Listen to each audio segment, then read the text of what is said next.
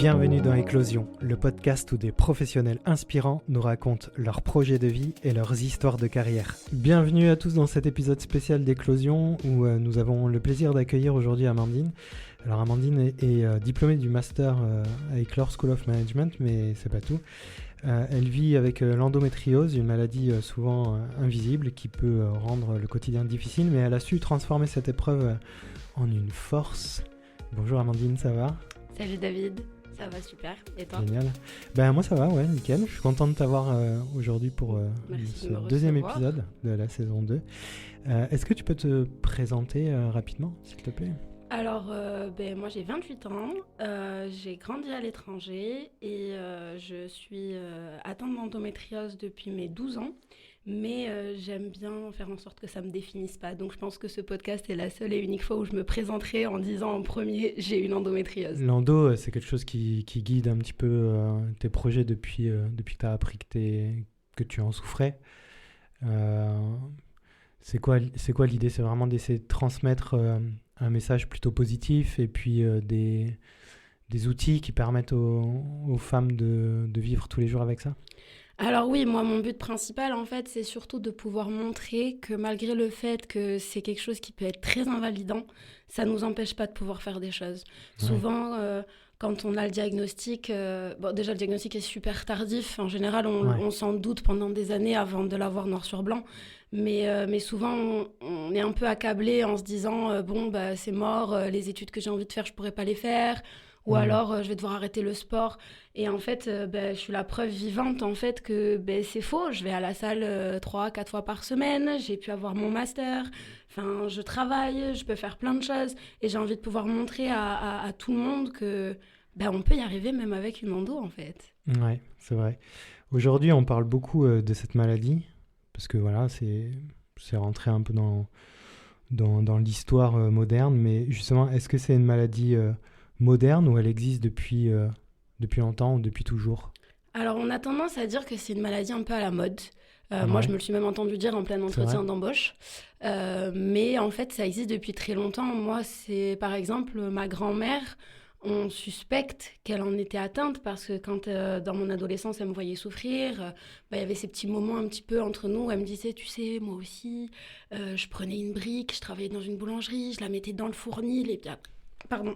Comme une bouillotte, quoi. Ouais, et puis après, je la mettais dans mes vêtements pour faire un peu bouillotte. Elle me dit, moi, j'avais pas comme toi des super bouillottes qu'on branche ou qu'on remplit avec de l'eau chaude. Ouais. Donc, en fait, certes, à l'époque, il n'y avait pas ce mot, il n'y avait pas le terme endométriose, mais par exemple, ma grand-mère qui est née en 50, elle, on peut être sûr, elle est à 90%, vu tous les symptômes qu'elle avait et comment elle a vécu même ses grossesses, qu'elle en était atteinte. Donc, c'est pas quelque chose de nouveau. Puis, on en parle aussi quand on regarde les archives du XVIIIe siècle, du XVIIe siècle. Avant, on parlait d'hystérie. Mais c'est des choses qui existent depuis longtemps. C'est juste le nom qui a changé. Ouais, c'est ça. Et c'est un sujet tabou, l'endo ? Évidemment, l'endo, c'est un sujet tabou parce que ça touche à tout ce qui est exclusivement féminin. C'est gynéco, c'est un truc de bonne femme, comme on dit. Mais le truc, c'est que le monde n'est pas fait que de bonnes femmes. Sinon, ça serait la fin de l'humanité. Et du coup, c'est cool que les hommes commencent un petit peu à... Pas forcément à s'intéresser, mais à en entendre parler. Et même s'il y en a encore qui sont hyper fermés sur le sujet...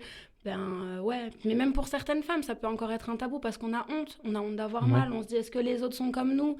Et puis après, on découvre que non, on n'est pas forcément comme les autres et que c'est surtout sur une période qui est l'adolescence. Donc, c'est pas forcément évident. On a honte de dire qu'on doit changer de tampon 5 fois dans la journée quand les copines, elles en passent un sur une journée de cours, quoi, par exemple. Ouais. Donc, justement, c'est quoi les symptômes de l'endo ?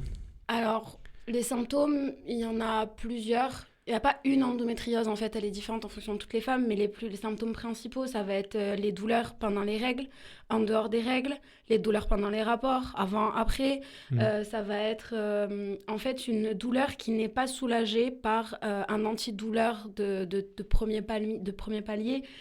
Ça va être où on ne peut pas se lever, on ne peut pas manger, on ne peut pas bouger, on vomit de douleur, on s'évanouit de douleur, on ne peut pas fonctionner correctement en fait. Dès lors où on considère qu'on ne peut pas fonctionner correctement à cause de notre cycle, c'est qu'il y a un souci. Puis après, il y a tout ce qui est effets secondaires avec la fatigue chronique, les brain fogs, Les brain fogs, c'est quoi les brain fogs? Alors, les brain fogs, c'est un terme qui a été développé aux États-Unis où ils ont exploré ce symptôme, Ouais. où en fait, c'est des brouillards mentaux. C'est-à-dire Ah oui, que d'accord, ok. c'est souvent la cause de mes retards. Moi, je passe ma vie en retard. Et c'est souvent parce que tu es là, tu arrives dans la salle de bain et tu te dis merde, je suis venue faire quoi? Ah ouais, j'ai mis du crayon sur mes yeux, c'est le moment de mettre le mascara là. Mais en fait, pour t'en rendre compte, t'es tellement stimulé entre la douleur, la fatigue. Il y a une grosse part d'anxiété, là, la santé mentale en lien avec l'endométriose, c'est Ouais. énorme. Il n'y a pas que les symptômes physiques, il y a aussi les symptômes mentaux.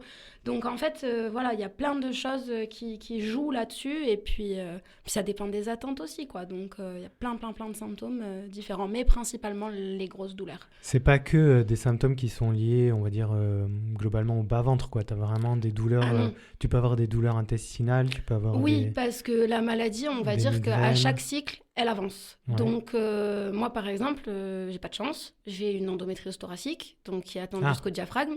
Donc, dès que je mange, mon estomac, il gonfle un petit peu. Donc, automatiquement, ça me provoque des douleurs. J'ai mal, oui, évidemment, tout ce qui est bas-ventre, utérus, ovaire, etc. Ouais. Mais j'ai aussi des douleurs au niveau du diaphragme, au niveau du dos. J'aime bien dire au niveau de la bande du soutif. Désolée, c'est un peu tabou, mais c'est un peu ça. C'est vraiment à cet endroit-là où ça me coupe la respiration. Je peux pas rester longtemps debout. Voilà, ça peut être des douleurs dans la jambe, des migraines, des nausées, dans l'épaule aussi. Dans le bras. Donc en fait, c'est pas que t'as une endométriose, t'as mal au ventre, donc c'est des douleurs de règles, t'as mal à l'utérus, quoi. Non, ça peut être vachement généralisé. Donc c'est très handicapant au quotidien. Ça peut l'être surtout en période de crise. Disons que la chose la plus handicapante au quotidien, je dirais que... Parce que la douleur, on s'y habitue. Le corps humain est bien fait. La douleur, on s'y habitue. Je vois, Tu vis avec, quoi. Tu vis avec. Je vois qu'il y a des douleurs pour lesquelles j'allais aux urgences il y a 7-8 ans. Aujourd'hui, je serre les dents. Je me dis, ouais, bon, de toute façon, ça va faire quoi? Je vais perdre 5 ou 6 heures à attendre. Je vais avoir un médicament qui va pas forcément faire effet longtemps. Surtout qu'en plus, moi, j'ai eu des opioïdes très, très jeunes, des morphiniques très, très jeunes. Donc, le corps s'habitue, justement. Ouais. Donc, non, c'est pas... brain fog. Voilà, c'est typiquement ce qui se passe. On appelle ça un blanc en radio. Ouais, en radio, c'est un blanc et en fait, voilà, je pense à tellement de choses en même temps. Ouais, non, donc du coup, c'est vrai qu'on n'a pas l'impression, tu vois, quand on te voit comme ça, que c'est un handicap, en fait. C'est pas... Oui, mais pourtant, ça allait, quoi. Ça l'est parce que il va y avoir des périodes où, oui, clairement...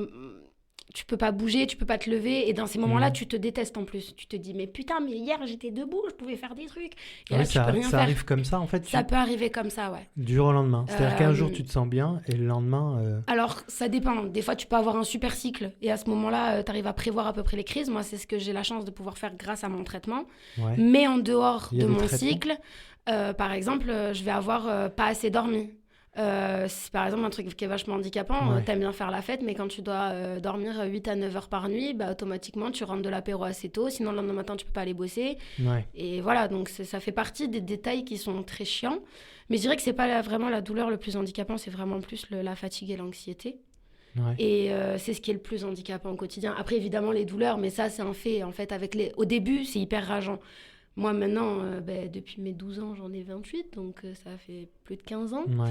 Donc, tu t'habitues. Et ouais, c'est handicapant au quotidien, mais il y a des fois, tu te dis, bon, ok, c'est comme ça. Et au lieu de rager, de mettre mon énergie pour me dire, tiens, je vais m'énerver, je vais pleurer, machin, non, en fait, ça y est, tu t'acceptes et dans 24 heures, ça ira mieux. Tu dors, tu te poses.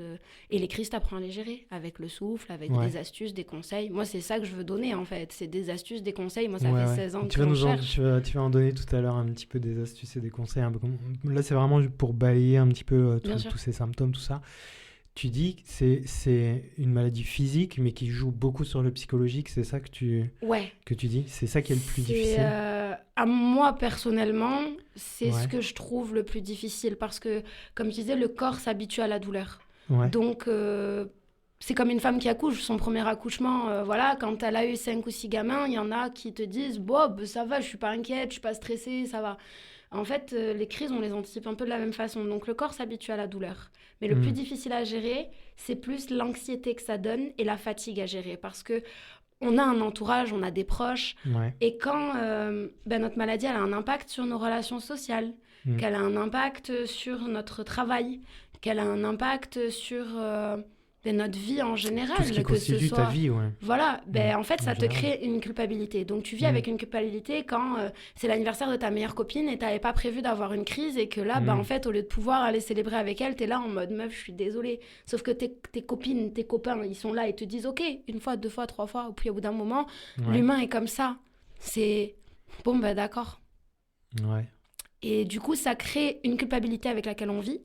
Et ça crée aussi de l'anxiété parce que tu te dis, est-ce que le jour de mon mariage, est-ce que le jour de ma soutenance, est-ce que le jour de mon entretien, est-ce que je vais pas avoir une crise, est-ce que je vais pas être pliée en deux. Donc, tu es toujours en train d'anticiper.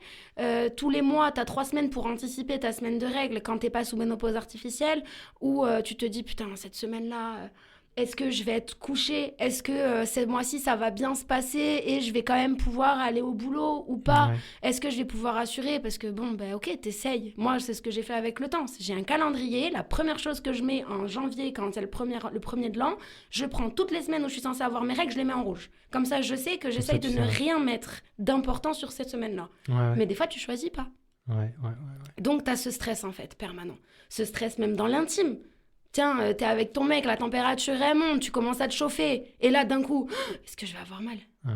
Donc, t'es tout le temps dans l'anticipation. Et ça, c'est lourd sur le mental.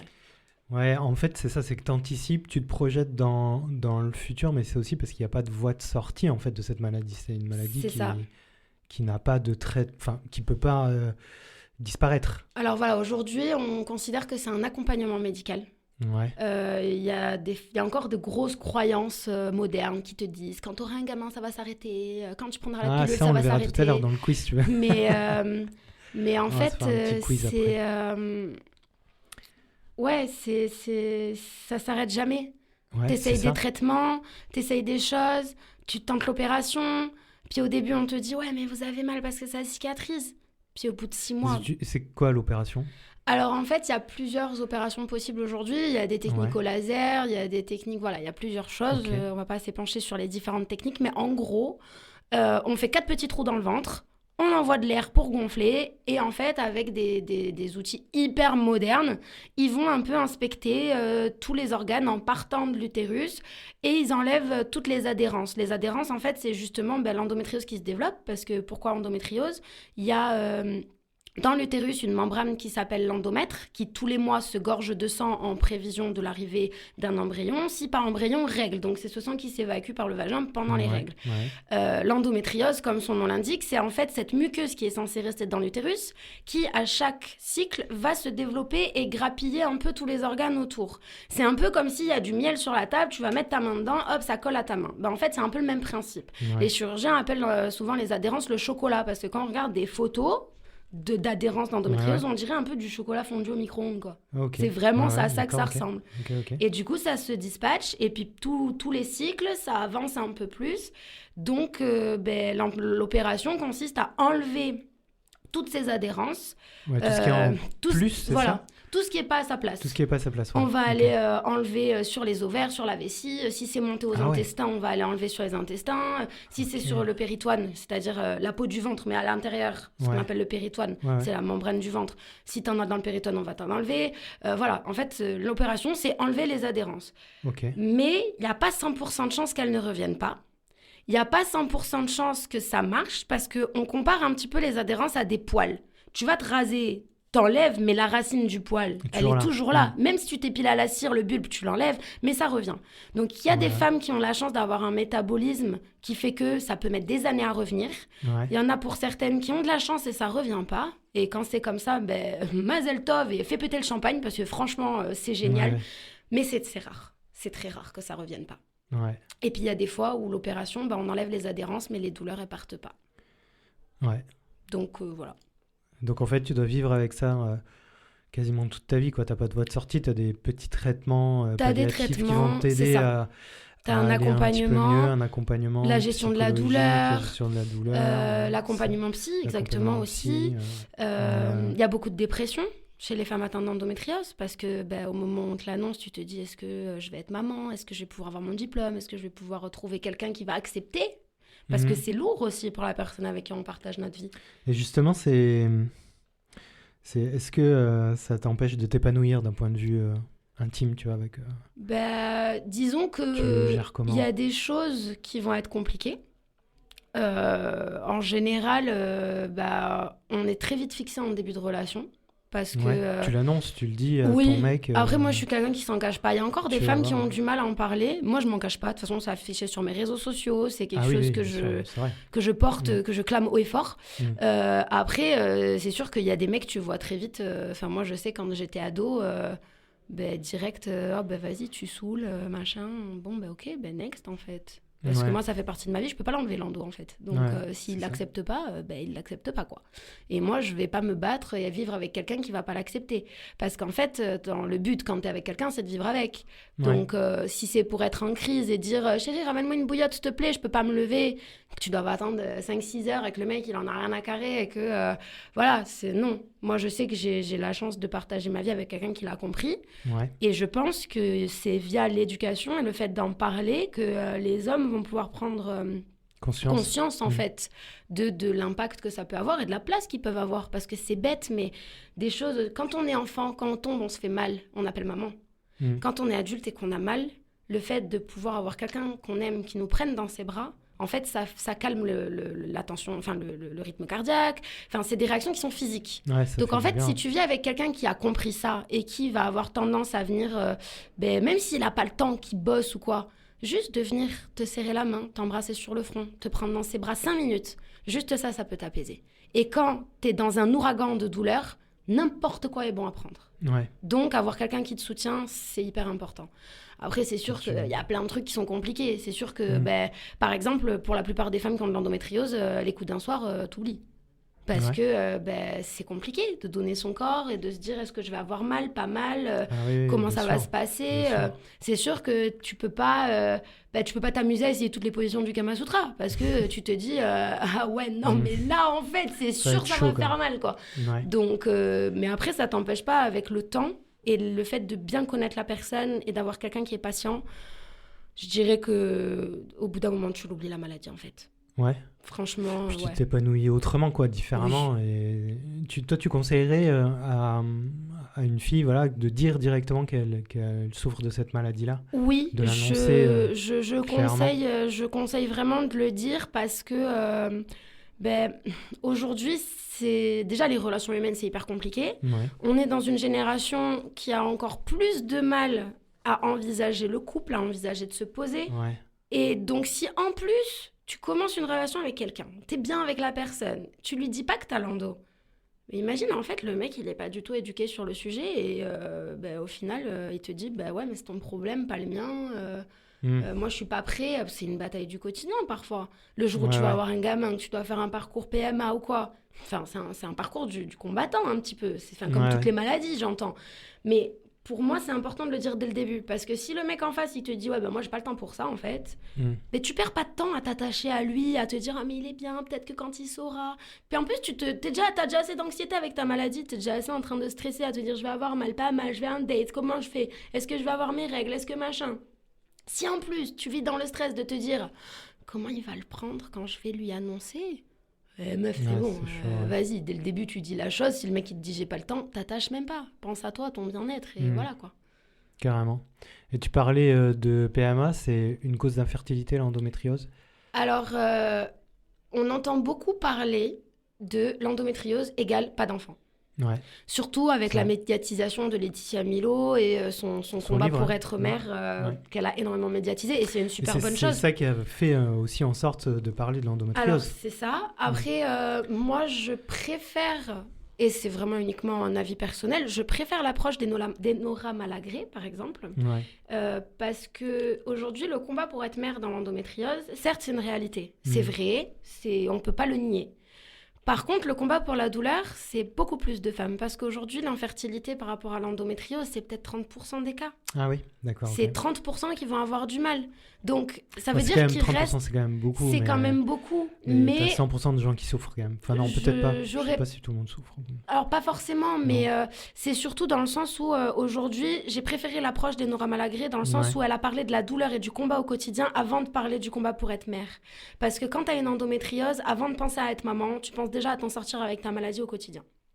Après, je dis pas que son combat n'est pas Non, réel, bien sûr. c'est tout à fait louable. Mais je pense que pour une société qui n'est pas encore assez éduquée à la maladie, le fait de parler tout de suite de endométriose infertilité, ça veut dire que les gens, ils entendent ça direct. Et moi, souvent, on m'a dit ah bah t'as une endo, t'auras pas d'enfant. Attendez les gars, avant d'être une cause de difficulté à concevoir, c'est d'abord une cause de mal-être quotidien, de douleur, Ouais. d'adaptation au niveau du travail, de congés menstruels à se battre pour les avoir, etc. Donc oui, certes, c'est une cause d'infertilité, mais c'est pas la seule en fait.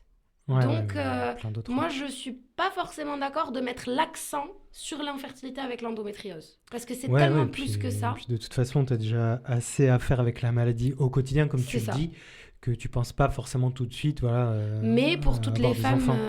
En plus, c'est génétique, non? L'endométriose, j'imagine, c'est ça. Alors, il y a plusieurs causes aujourd'hui. On Il ne y a sait plusieurs pas causes, exactement à quoi c'est dû. Ouais. Il y aurait une piste génétique, donc Ouais. avec une sorte d'hérédité. Ouais. Moi, je le vois, ma grand-mère avait Voilà, les mêmes c'est ça. symptômes, voilà. Après, il y aurait aussi une piste pour les personnes n'ayant personne dans leur famille ou dans leur lignée. On parlerait des perturbateurs endocriniens, parce qu'on se rend compte aujourd'hui que quand on fait hyper attention à ce qu'on mange, aux cosmétiques qu'on utilise, on peut avoir une diminution de l'inflammation et du coup une baisse des symptômes. Ah, d'accord. Mais concrètement, aujourd'hui, on ne peut pas venir et dire ouais, l'endométriose, c'est à cause de ci, à cause de ça. On ne sait pas d'où ça vient. Aujourd'hui, on ne peut pas dire ça vient de ci ou de ça, malheureusement. Parce que si on savait, on pourrait peut-être la guérir du coup. Ok. Et est-ce que tu as des routines ou des habitudes, tu sais, qui t'aident à concilier les études maintenant, c'est terminé pour toi, bravo. Merci. Mais voilà, à l'époque, tes études, ton travail, tes passions, est-ce que tu as des habitudes qui t'aident à concilier tout ça avec la maladie?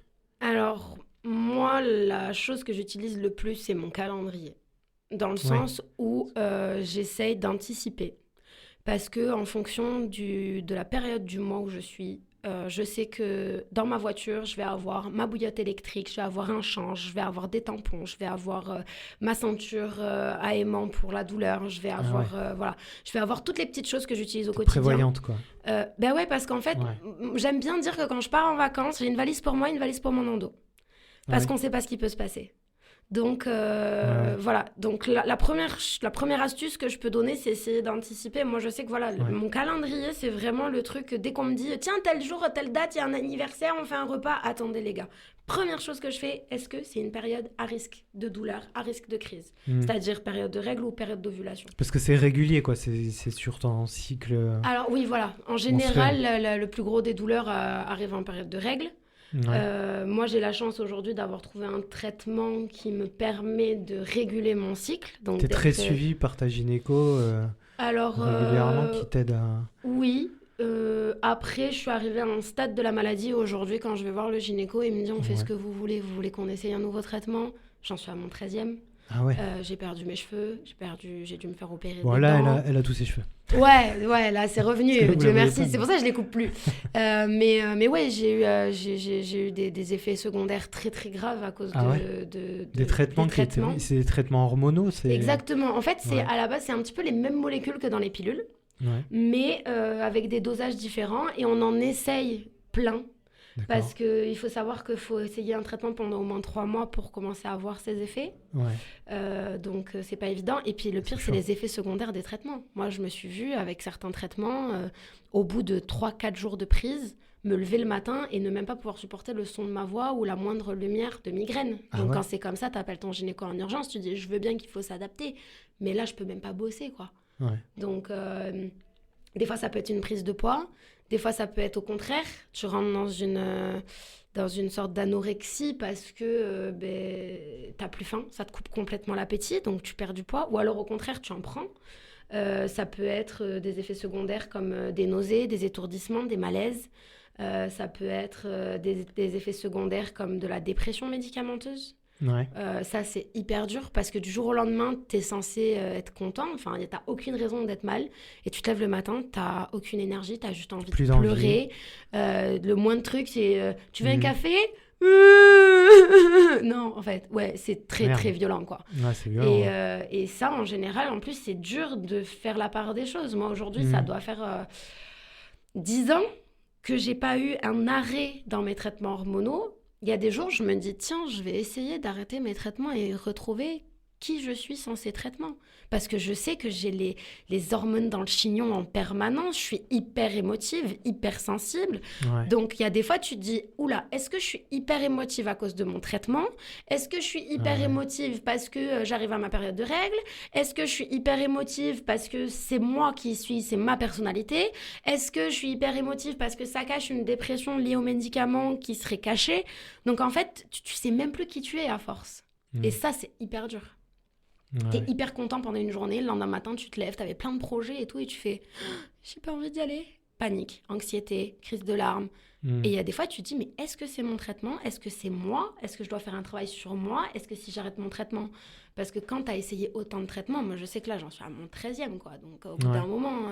Et dans ces cas-là, t'as quand même du soutien, tu vois, t'as ton mec qui est là. Oui, j'ai la chance d'être entourée, franchement. T'es bien entouré. C'est important aussi d'être bien entouré. Ouais, j'ai vraiment de la chance à ce niveau-là. Et moi, je sais que s'il y a un truc qui est hyper important pour moi, c'est le fait d'avoir ma grand-mère qui est passée par là, mais elle, sans aucun traitement, sans rien. Et il y a des groupes, justement, tu parles de ta grand-mère, mais est-ce qu'il peut y avoir des groupes de parole, tu vois, de femmes qui souffrent d'endométriose, qui peuvent s'apporter un peu de soutien mutuellement, ça, des conseils, sais etc. Pas. Je sais qu'il existe beaucoup de comptes Instagram avec des communautés. T'en suis, toi, des communautés J'en suis certaine, et je suis surtout en train de monter la mienne. Cool. Avec une dimension très médiatique. Donc, c'est un projet qui s'appelle Koalune. Qui vient du koala, parce que quand on a nos règles et qu'on veut une bouillotte, on ressemble un peu à un koala qui veut rien foutre. Et la lune, parce que le cycle est influencé par la lune, et on dit toujours que la lune et les femmes, ça a toujours été quelque chose de très lié. Et du coup, justement, c'est des choses qui peuvent exister, par exemple, sur Paris. Moi, je sais que j'étais suivie dans une clinique de la douleur. Alors, c'était pas un cercle... C'était pas spécifique endo, quoi. C'était pas spécifique à l'endo, mais c'était sur la douleur. Le souci, et ça c'est mon avis personnel encore, ça n'engage que moi, mais je trouve que ça fait un peu alcoolique anonyme, quoi. C'est très triste, c'est très... Voilà. Ouais, voilà, mais bon, tu sais pas, tu vois, tu peux créer quelque chose de plus joyeux, alors positif exactement, autour de... moi c'est mon but, c'est de pouvoir faire un truc où, ouais, on a le droit d'avoir mal, on a le droit d'avoir des moments où on pleure un bon coup. Je dis pas qu'il faut avoir le sourire H24, être là en mode, ouais, tout va bien dans ma vie, ma vie s'écroule, mais tout va bien. Non, pas du tout. Mais le faire avec un certain dynamisme, de certaines bonnes ondes, c'est, je trouve, quelque chose qui manque. Alors oui, il y a plein de comptes Instagram qui se sont créés avec des femmes hyper fortes derrière, qui même entre elles se soutiennent, etc., entre différents comptes. Il y a des choses hyper intéressantes qui se sont montées. Mais c'est vrai que dans le sud-ouest, je n'ai pas trouvé grand-chose. Et moi, je trouve que c'est important d'aller au-delà du digital. Et que justement, d'avoir quelque chose où on peut se rencontrer en réel, des événements. Alors, il y a des tables rondes qui sont organisées aussi par Endo France, qui est l'association nationale un peu officielle, entre guillemets. Donc, je sais qu'eux organisent des sortes de tables rondes un peu partout en France. Mais disons que c'est normal, ils peuvent pas en faire tout le temps, partout, quoi. Mais tu vois, moi je voyais plus un truc genre cocooning. Alors moi c'est mon cool, but, quoi, tu vois. Moi, genre mon quelle but, est la meilleure bouillotte Alors ça oui, ça clairement, faire Mais moi j'avais commencé un peu à faire des trucs comme ça parce que j'avais des marques qui m'avaient envoyé des produits à tester, c'était avec du CBD. Voilà, CBD, bouillotte. Et en fait, j'ai commencé à bosser là-dessus. À l'époque, je faisais ça sur mon compte perso où je faisais des sortes de petits articles pour dire ok, tu pars en vacances.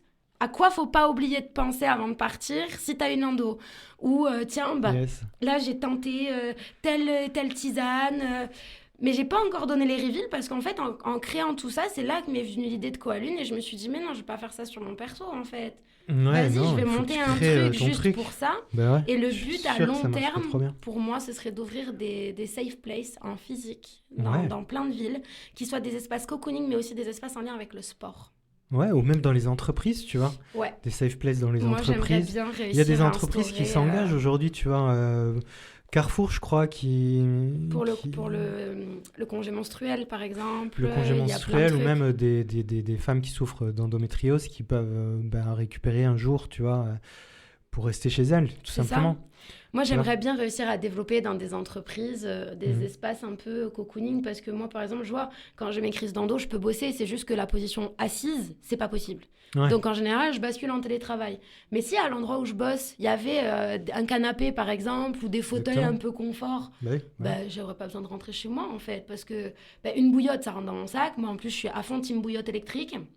Je me suis trop brûlée avec les bouilloires et l'eau chaude. Franchement, c'est bon, quoi. Ça, j'ai assez donné. Du coup, une bouillotte électrique avec son chargeur dans ton sac, ça prend pas forcément de place. Carrément. T'as pas besoin de déplacer toute ta maison, entre guillemets, tu vois, dans toutes les entreprises. Même si t'es pas en bouillotte électrique, tu vois, il y a toujours une bouilloire.